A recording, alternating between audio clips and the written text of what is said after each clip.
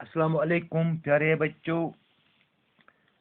कल हमने exercise number 3.4 का क्वेश्चन नंबर 6 और 7 हल करने की कोशिश की।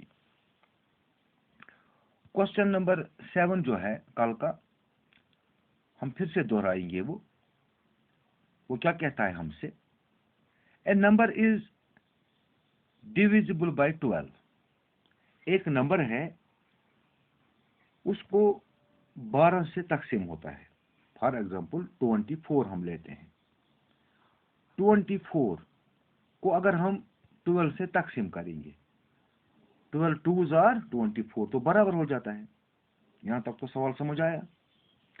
By what other numbers will that number be divisible, यानी और किन नंबर से, अगर 24 को 12 से तकसीम बराबर होता है, और किन नंबर से 24 को तकसीम बराबर हो जाएगा। मैंने आपको कल बताया कि अगर एक नंबर है हमारे पास, 12 है हमारे पास नंबर, इससे किसी नंबर को तकसीम बराबर होता है, 24 को तकसीम बराबर होता है, तो 12 के जो फैक्टर्स हैं, उन फैक्टर्स से भी 24 को तकसीम बराबर हो जाएगा। यानी 12 के फैक्टर्स से 1 2 3 4 6 और 12, तो इन फैक्टर्स से, 12 के फैक्टर्स से भी इसको तकसीम बराबर हो जाएगा। प्यारे बच्चों, ये था कल का। तो आज के लिए हम देखेंगे कि और भी कुछ रूल्स हैं जो हमें इस डिविजिबिलिटी टेस्ट में जरूरत आएंगे, यानी सम मोर डिविजिबिलिटी रूल्स हम पढ़ेंगे। तो पहला क्या है, पहला है हमारे पास, if a number is divisible by another number. अगर एक नंबर दूसरे नंबर से तकसीम होता है, then it is divisible by each of the factors of that number. जो हमने अभी पढ़ लिया कि अगर एक नंबर किसी दूसरे नंबर से तकसीम होता है, अगर 18 को तकसीम हो जाएगा बराबर 6 से, तो इस 6 के जो फैक्टर्स हैं उनसे भी 18 को तकसीम बराबर हो जाएगा। देखो बच्चों, 6 के फैक्टर्स हैं 1 2 3 और 6। ये 6 से तक के फैक्टर्स हैं। 6 से 18 को तकसीम बराबर हो गया, तो 6 के जो फैक्टर्स हैं उनसे भी 18 को तकसीम बराबर हो जाएगा। दूसरा है 18 हमारे पास, ठीक है ना, इसको तकसीम हो जाएगा 9 से 18 को तकसीम हो जाएगा। तो 9 के जो फैक्टर्स हैं, 9 के कौन कौन से फैक्टर्स हैं, 1 3 और 9, इनसे भी इस 18 को तकसीम बराबर हो जाएगा। जो ये अभी हमने पढ़ लिया और फिर दोहराया भी। अब क्वेश्चन नंबर दूसरा है हमारे पास, दूसरा नंबर 24 को 12 से तकसीम बराबर हो गया। इसके मुताबिक आपको क्वेश्चन नंबर 7 भी है। तो अब 12 के जो फैक्टर्स है, जैसे 12 के फैक्टर्स है 1 2 3 4 6 12, तो उनसे भी 24 को तकसीम बराबर हो जाएगा। फैक्टर्स तो आपको पहले ही मालूम है कि जिन नंबर से किसी नंबर को बराबर तकसीम हो जाएगा वो उसके फैक्टर्स होते हैं। अब दूसरा कानून क्या है हमारे पास, if a number is divisible by 2 को प्राइम नंबर। अगर एक नंबर है हमारे पास, उसको 2 को प्राइम नंबर से बराबर तकसीम होता है, then it is divisible by their product also. तो इन को प्राइम नंबर्स का जो प्रोडक्ट है उनसे भी उसको तकसीम बराबर हो जाएगा। जब हम दो नंबर्स को ज़रब देते हैं, जैसे कि 2 मल्टीप्लाइड बाय 3, तो जो हमें वहाँ रिजल्ट निकलता है 6, 2 3 आर 6, 6 इनका प्रोडक्ट है, इसी को हम कहते हैं प्रोडक्ट। दो नंबर्स का ज़रब जो होता है वो प्रोडक्ट कहलाता है, और दो नंबर्स का जो सम है, ऐड करने के बाद जो मिलता है हमें, उसको कहते हैं हम सम। क्या कहते हैं? सम।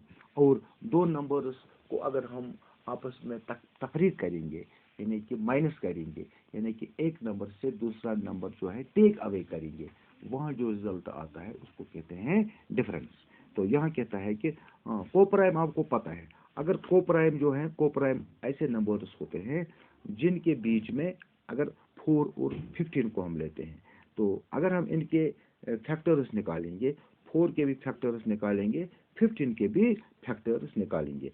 अगर जो इनके फैक्टर्स हैं उनमें कॉमन फैक्टर सिर्फ 1 आया तो उन नंबर्स को क्या कहते हैं, कोप्राइम नंबर्स कहते हैं। कि अगर दो कोप्राइम नंबर से किसी नंबर को तकसीम बराबर होता है, फॉर एग्जांपल हम 60 दे देंगे, 60 को 4 से भी तकसीम बराबर होता है और 15 से भी तकसीम बराबर होता है। क्योंकि 4 और 15 क्या है, कोप्राइम। क्यों है कोप्राइम? क्योंकि 4 के जो फैक्टर्स है और 15 के जो फैक्टर्स है इनमें कॉमन फैक्टर्स जो है वो सिर्फ 1 है।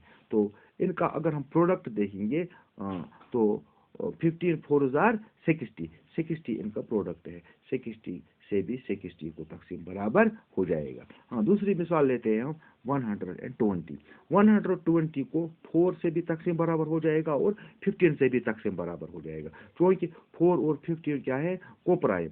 तो अगर हम इनका प्रोडक्ट देखेंगे वो 60 है, 60 से भी 120 को तकसीम बराबर हो जाएगा। तीसरी मिसाल हम लेते हैं 180 की, 180 को 4 से भी तकसीम बराबर हो जाएगा और 15 से भी तकसीम बराबर हो जाएगा। क्योंकि 4 और 15 क्या है, कोप्राइम नंबर, यानी इनमें कॉमन फैक्टर जो है वो 1 है। तो 4 और 15 को अगर हम आपस में ज़रब दे देंगे तो प्रोडक्ट आएगा 60। तो 60 से भी 180 को तकसीम बराबर हो जाएगा। अब क्या याद रखना है कि अगर एक नंबर को दो कोप्राइम नंबर से तकसीम बराबर होता है तो उनके प्रोडक्ट से भी उसको तकसीम बराबर हो जाएगा। तीसरा कानून हमने पास है, if two given numbers are divisible by a number.